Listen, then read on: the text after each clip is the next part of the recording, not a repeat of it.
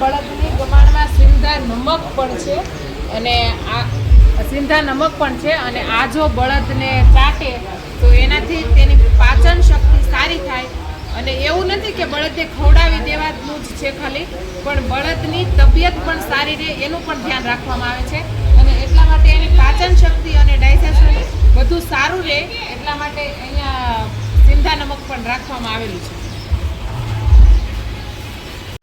આપણે અહીંયા સર્વેશ્વર ગૌધામમાં આવી અને આપણને એક નવી વસ્તુ જોવા મળી કે જ્યાં લોકો રહે છે, અહીંયાના જે કર્મચારીઓ છે અથવા તો બાપુનું જે રહેણાંક સ્થાન છે ત્યાં આગળ અહીંયા આખું જે ગાયનું છાણનું લીપણ કરવામાં આવે અને તે એની દિવાલોથી આખી દિવાલો છે તે ગાયના લીપણથી સજ્જ છે.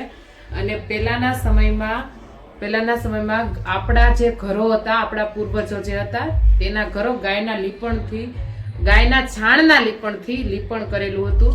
અને એનું મતલબ અત્યારે પણ જો આપણને કોઈ પણ જગ્યાએ કોઈ એક્સરે કરાવો અને એના ઉપર જો ગાયનું છાણ લગાવીએ તો એમાં અલ્ટ્રાવાયોલેટ કિરણો પસાર થતા નથી. એટલે પહેલાના સમયમાં આપણા પૂર્વજો હતા તે ગાયના છાણનું લીપણ કરેલા ઘર બનાવતા. અને અહીંયા પણ જો કંઈક સવારમાં ઉઠે કોઈ જે અહીંયા કર્મચારી તો એને કંઈક સારા વિચારો આવે એટલા માટે અહીંયા સારા સુવિચારો પણ લખેલા છે.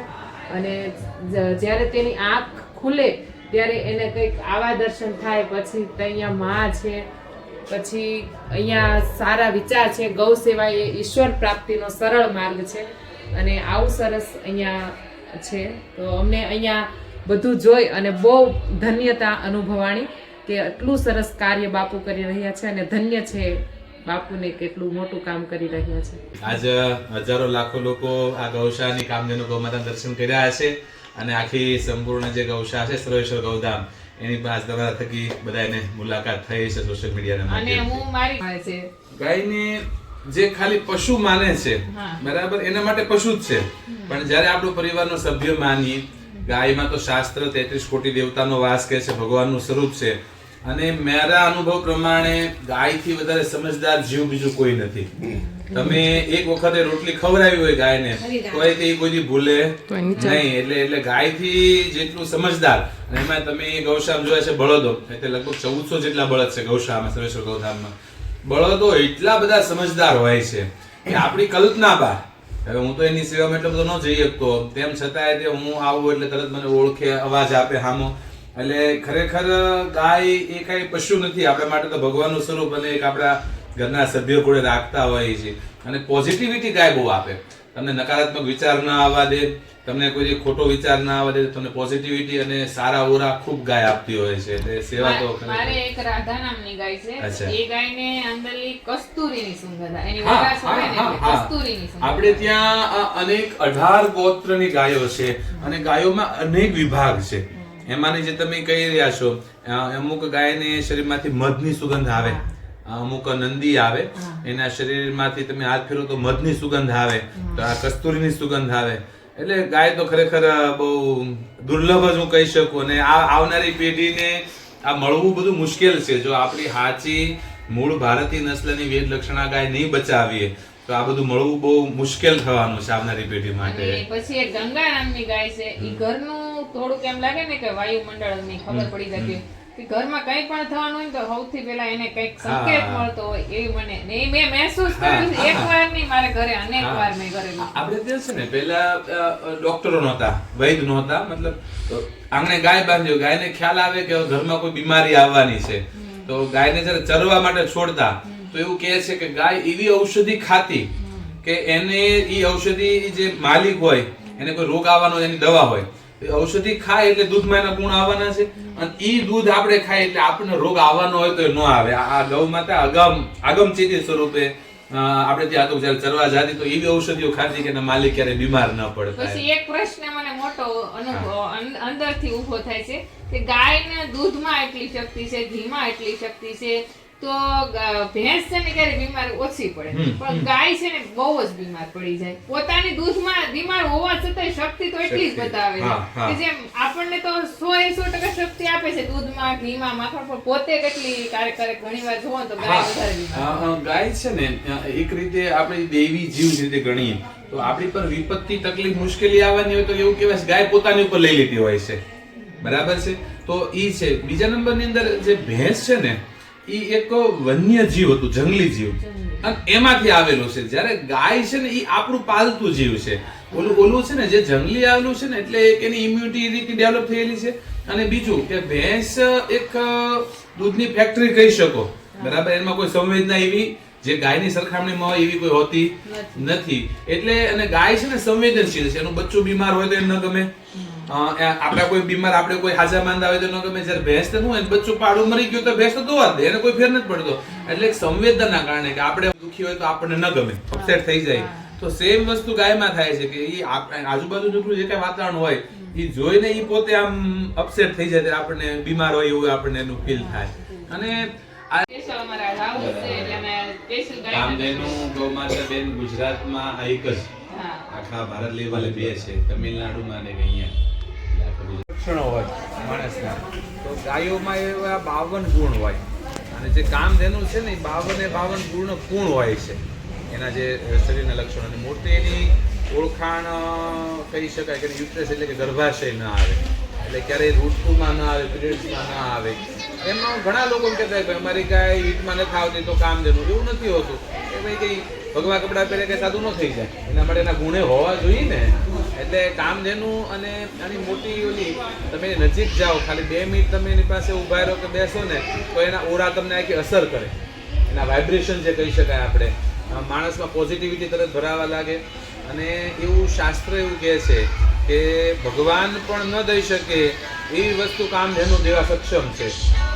અમુક વરદાનો શાસ્ત્રમાં દાખલા વર્ણન છે કે જમદગ્નિ ઋષિને ત્યાં કામધેનુ ગાય હતી, જે સસરાજુ લેવા આવ્યો, પરશુરામ એક નક્ષત્રી કરી.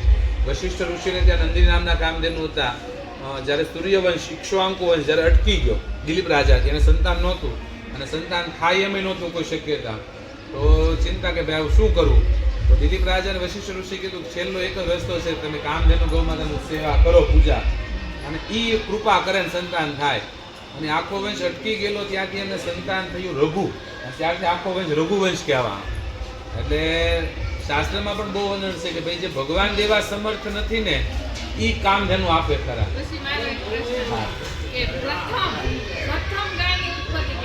પ્રથમ ગાય આદિ ગૌમાતા કહેવાય. સુરભી ગૌમાતા સમુદ્ર મંથનમાંથી ઉત્પન્ન થયા. જ્યારે સમુદ્ર મંથન કરવામાં આવ્યું કે જેમાં 14 રત્ન ઉત્પન્ન થયા, અને ત્યારે 14 રત્નમાં એક હતી સુરભી ગૌમાતા, જે આદિ ગૌમાતા કહેવાય છે, અને જે ઇન્દ્રલોકની અંદર ઇન્દ્રની પાસે છે. અને જે કામધેનુ છે ને એને સુરભીની તે દીકરી ગણવામાં આવે છે. જે આદિ ગૌમાતા છે સુરભી, એની દીકરી કામધેનુને ગણવામાં આવે છે.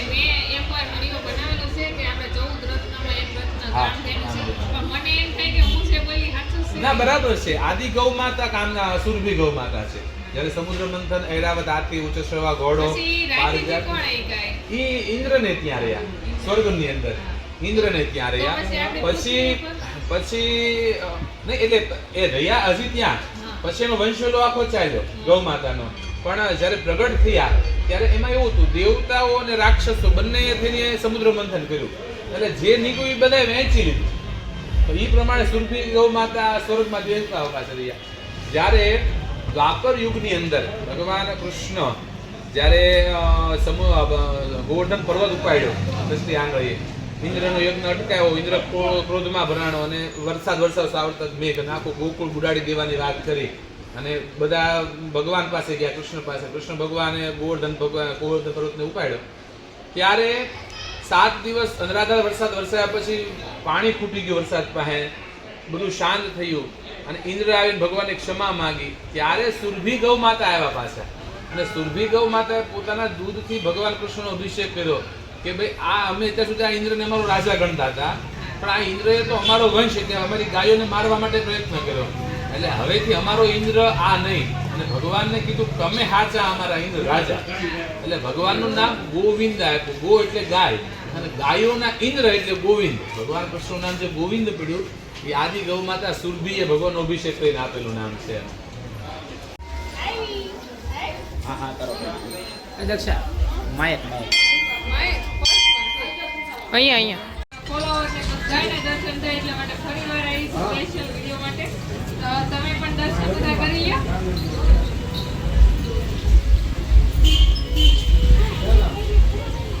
ફાઇનલી અત્યારે ગૌધામ સર્વેશ્વર ગૌધામ કોબડી જ્યાં કામધેનુ ગૌમાતા છે એના દર્શન થઈ ગયા.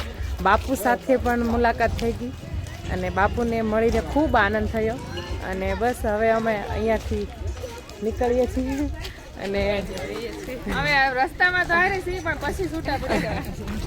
પછી ઘરે જતી વખતે અલગ થઈ જશે. અને ત્યાં સુધી તો હજી આ યુટ્યુબરને કોઈ યુટ્યુબરને મુલાકાત નથી થઈ ને આ યુટ્યુબરને વળી ભગવાને પહેલી વાર બનાવવાની પણ મોકો આપ્યો ને એમાંય પણ ગૌશાળામાં. એટલે બહુ મોટી ખુશીની વાત છે. અને જેટલો બને એટલો હિરલબેનને સપોર્ટ કરો.